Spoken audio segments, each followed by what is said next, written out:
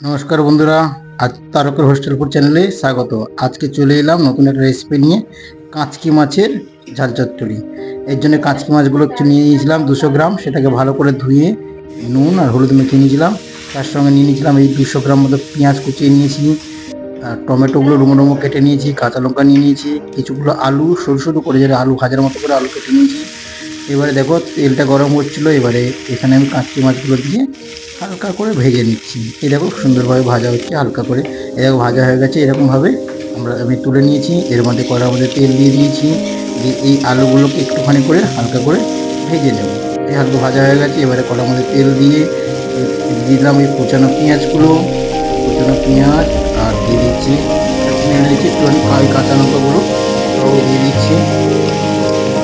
হালকা করে যখন ভাজা হয়ে আসবে, হালকা হালকা বেশি না, এরকম ভাজা হয়ে এসছে, তারপরে দিয়ে দিলাম টমেটো কুচানো, যে টমেটোগুলো ছিল কুচিয়ে দিলাম সেটা দিয়ে দিলাম।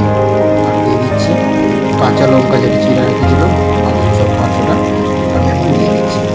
দিয়ে একটুখানি নেড়ে নেবো, যেটা আছে এবারে দিয়ে দিচ্ছি যেটা হচ্ছে মশলাগুলো। দেখুন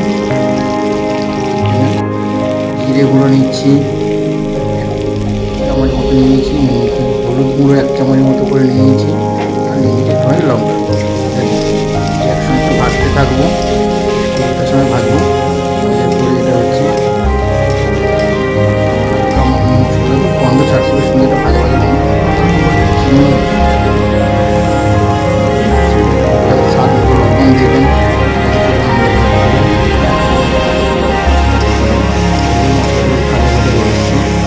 মশলার মধ্যে খুব সুন্দর সেন্ট ছাড়ছে। এবারে ভাজা আলুগুলোকে দিয়ে দিলাম, দিয়ে এবারে হালকা করে ঢেকে দেবো।